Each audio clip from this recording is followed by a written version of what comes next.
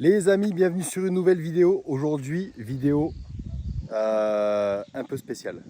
Un peu parce que on est sur mon Graal de la Golf 4, mais pas le super Graal, tu vois. Ça fait longtemps que j'ai envie d'une Golf 4 américaine. Bon, c'est pas compliqué d'en trouver parce qu'aux US, il y en a à l'appel. N'ayant pas trouvé le modèle parfait qui me convenait, il est toujours en recherche aux US. J'ai deux personnes là-bas qui s'occupent, qui ont des magasins de pièces et qui s'occupent à côté d'essayer de me trouver la perle rare. Malheureusement, on a failli passer à peu de choses près sur la bonne. Malheureusement, ça ne s'est pas fait. Donc bon, ce n'est que partie remise. En attendant, j'ai trouvé une petite pépite à côté de chez moi. Je vous montre ça. La voici. Donc, on est sur une Golf 4 GTI VR6 US. Donc, modèle qui n'existe que aux US et au Mexique, si je ne dis pas de bêtises. Donc, c'est très particulier. C'est très particulier. Vous allez voir sur plein de choses. Bon, on va commencer par le tour extérieur. Donc, je vous fais un tour complet.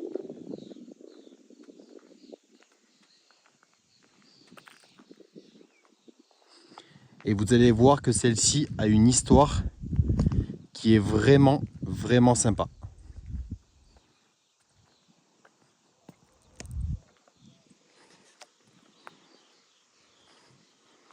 Voilà. Bon, faisons la présentation extérieure. Donc, typique des US, les pare-chocs. Donc, le pare-choc avant, il faut savoir qu'aux US, il est plus large, plus bombé. D'ailleurs, les traverses à l'intérieur du pare-choc, la grande traverse anti-choc, est beaucoup plus grande et plus grosse. Donc, c'est différent au niveau des sécurités.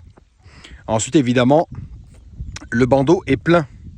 Donc aux US, le bandeau il est plein. Bon là c'est juste parce que là il y a le support de plaque américain. Mais si je l'enlève, le bandeau est plein. Il n'est pas comme nous en France, où il y a l'emplacement de la plaque. On a évidemment les veilleuses latérales que je vais vous allumer. Ce sera plus sympa. Tac. Voilà. Hop. Bon évidemment on le voit beaucoup mieux de nuit. La couleur c'est un jaune Futura, ça s'appelle. C'est un jaune Futura. Alors c'est spécial. À voir en vidéo, ça rend pas du tout en vrai. Là, quand je regarde l'écran en vidéo, elle est un peu plus sombre. En vrai, elle est quand même plus claire.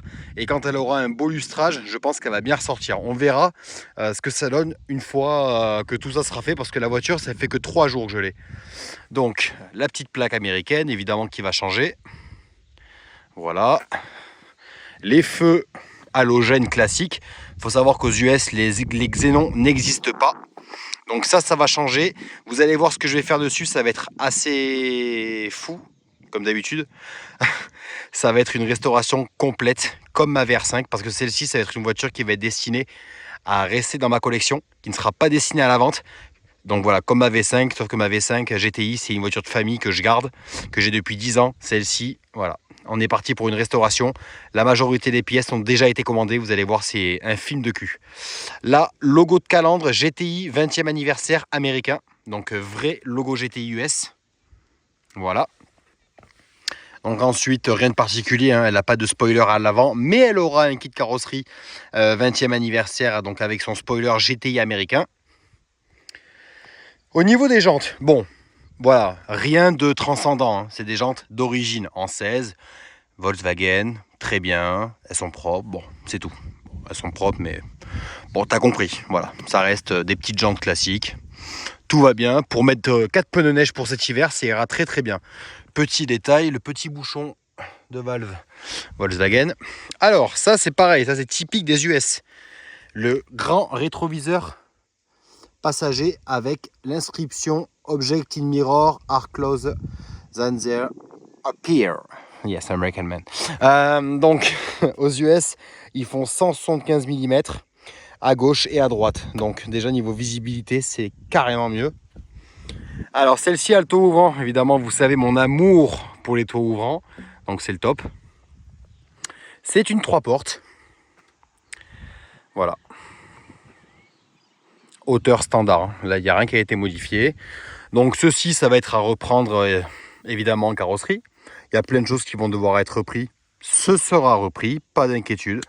Là, je vous la montre à la fraîche. 3 jours que je l'ai. Jante arrière, voilà. Donc, moi, je pense qu'on va pouvoir... Oh non, ça va, les disques sont pas mauvais. Les plaquettes arrière, oui. Une peinture d'étrier, etc. Enfin, tout ce qui va bien.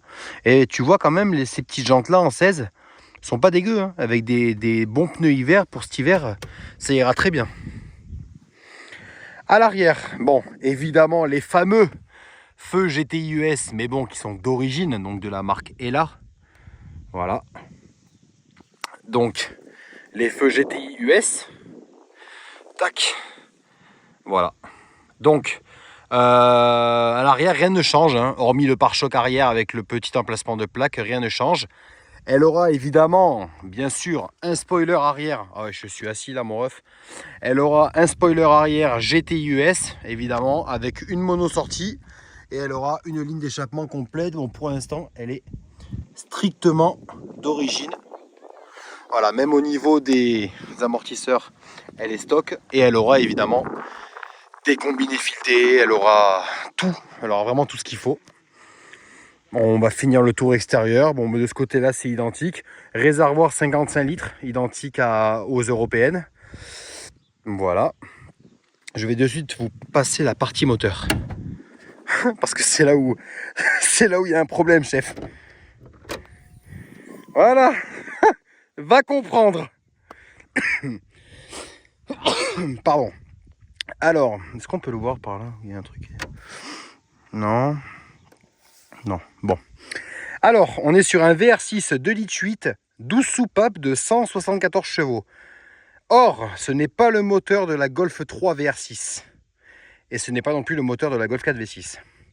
D'après mes recherches, c'est un moteur hybride, entre parenthèses. C'est une amélioration du moteur de la Golf 3 VR6 en 174 chevaux, avec un arbre à cam différent, avec une distribution différente. Celle-ci a une distribution avec une monochaîne. C'est-à-dire qu'il n'y a pas deux dents en haut. Normalement, la chaîne du haut sur les R32, c'est une double chaîne. Là, il n'y en a qu'une. Donc, une chaîne en haut, une chaîne en bas, mais simple. Bon, voilà. C'est pareil, il n'y a pas de canister. Je ne sais pas où il est. Voilà. Donc après, hormis ça, bon, bah, c'est une Golf 4, quoi.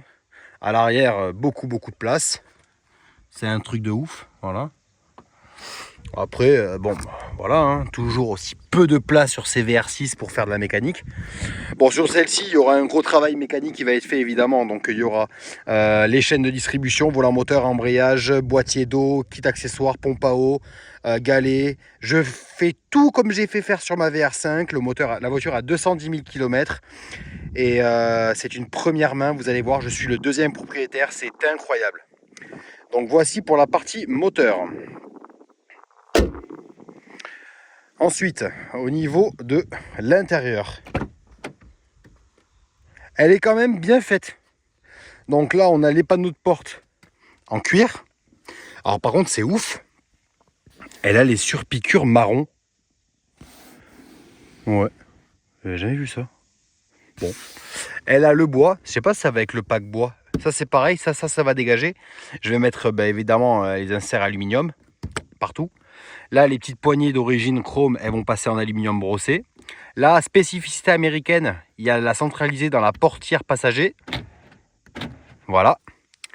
Nous, en Europe, on l'a pas, hein, ça évidemment. Après, bon, ben là, rien ne change. C'est un intérieur de Golf 4. Voilà. Donc, boîte à gants, tout normal. Hop. Bon, évidemment, petite maladie, le ciel de toit. Mais tout va passer en noir, comme aux US. Enfin, c'est une américaine, mais toutes les américaines n'ont pas le toit noir d'origine. Voilà. Les R32 et les 20e anniversaire sont toutes en toit noir d'origine. Les GTI, pas toutes. Donc celle-ci va être forcément, vous inquiétez pas, en toit noir. J'ai déjà toutes les pièces. Voilà.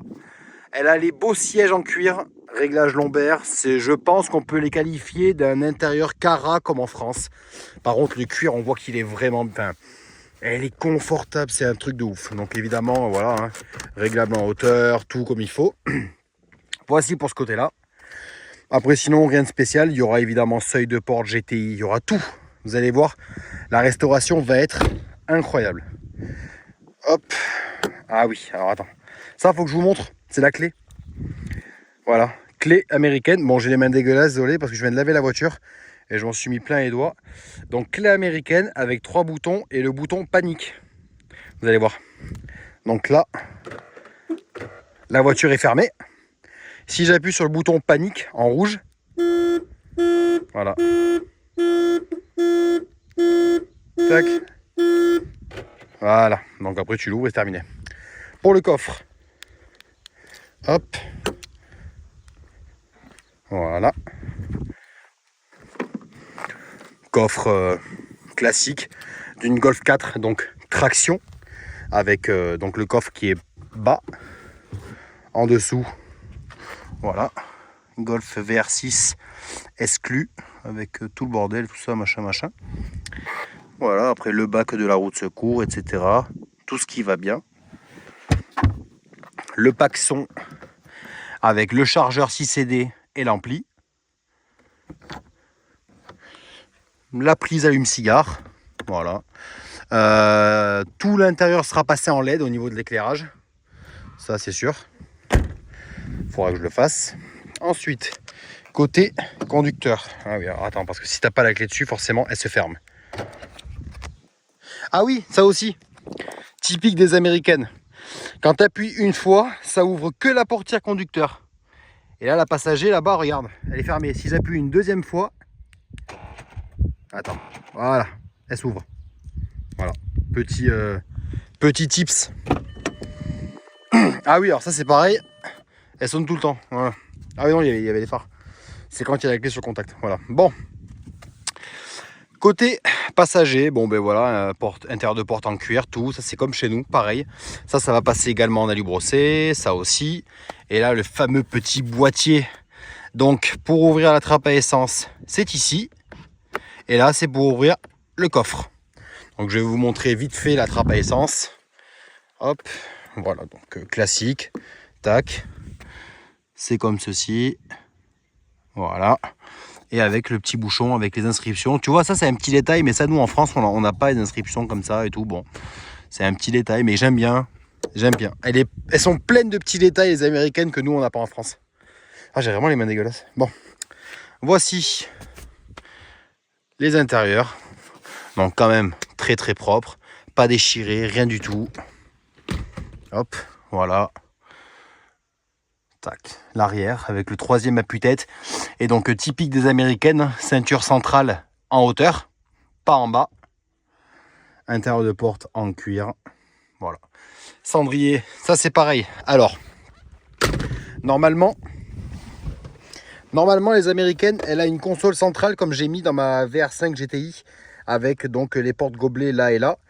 Celle-ci, vous voyez bien qu'elle n'a pas l'emplacement pour le bouton de la trappe à essence.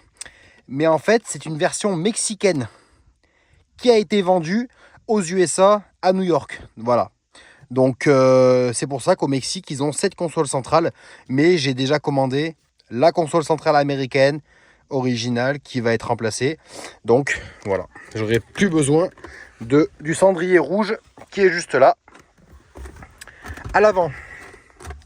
Donc, elle est en boîte 5. Voilà, comme vous voyez. Elle est en boîte 5, là typique des US, donc le petit cendrier rouge, hop, avec le petit capuchon de la prise allume-cigare. Celle-ci a la clim automatique, ce qui est quand même pas trop courant aux US. Par exemple, les GTI 20e anniversaire ont la clim manuelle. Les R32, elles ont la clim automatique, etc. Celle-ci a la clim auto, donc c'était quand même une option. Elle a donc le radio cassette d'époque qui fonctionne parfaitement. Le petit rangement là pour poser le téléphone ou quoi. Le pose-gobelet qui est différent de chez nous. Voilà, qui est rond, j'en avais jamais vu des comme ça. Voilà. Elle a les sièges chauffants, ESP, tout, des givrages arrière, machin. Au niveau du compteur, voilà comment ça se présente. Attendez, je vais fermer la porte. Donc au niveau du compteur, hop. Tac, donc ça, il y a le petit voyant break, c'est le frein à main. Le voyant moteur, il est comme ça. Et ça fait que sonner. Donc là, on va démarrer. Voilà. Donc vous voyez, hein, l'eau, c'est en Fahrenheit. Au niveau de l'essence, il y a les inscriptions. Le compteur est en miles. Et là, il est 18h37. Mais du coup, comme aux US et en Angleterre, c'est AM et PM. Donc là, il est 6h37, mais du coup, PM. Voilà.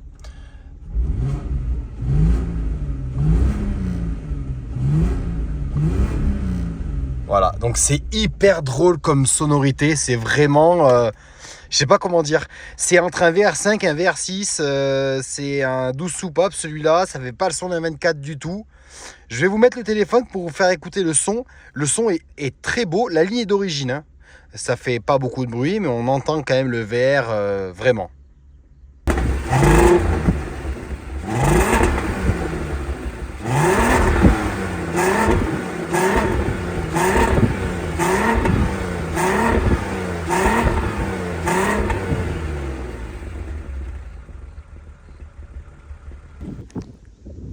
Bon, du coup, vous voyez, ça fait quand même un son...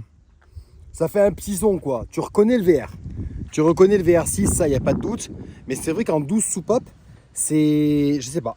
C'est hyper différent. En fait, on n'a pas l'habitude d'un VR6 en 12 soupapes, hormis ceux qui ont des Golf 3 VR6. Là, oui, ils reconnaîtront le bruit, évidemment. Mais c'est vrai que pour moi, c'est nouveau qu'il y ait toujours eu des 24 soupapes. C'est nouveau. Ben écoutez, voilà. En tout cas, pour l'histoire de cette voiture, là aussi où je voulais en venir, c'est que cette voiture, elle a une histoire qui est incroyable. Je suis donc le deuxième propriétaire. La voiture, elle a été achetée neuve à New York, chez Volkswagen, par une dame qui l'a gardée pendant 20 ans, même plus de 20 ans. Elle a déménagé en France pour une raison. Et elle est venue s'installer dans le sud de la France, à 50 minutes de chez moi. Et la voiture, c'est une première main. J'ai la facture d'achat de la voiture. Il y a plus de 15 000 $ d'entretien dessus. C'est quelque chose, c'est ouf. Voilà, donc c'est une voiture qui a relativement bien été suivie. Évidemment, il y a des choses à faire parce que la dame, bon, elle connaissait pas tout. Et puis au moindre petit son, elle n'allait pas l'amener au garage. Et quand je l'ai récupérée il y a 3 jours, moi, je me suis aperçu de petites choses. Ce ne sont pas des vis cachées, attention. Mais il y a des choses. Il y a des choses à faire que la dame ne s'est pas rendue compte. Elle s'en servait, voilà, pour aller faire ses courses, pour sa vie courante. Mais moi, bon, il y a des choses à faire qui vont être faites d'ailleurs et que les pièces ont déjà été commandées. Voilà, donc écoutez, j'espère que la vidéo vous a plu. En tout cas, j'espère que vraiment ça vous a fait plaisir de voir une vraie GTI US qui est en France. N'hésitez pas à vous abonner, à me dire ce que vous en avez pensé dans les commentaires. Et moi, je vous dis à bientôt pour une nouvelle vidéo. Ciao.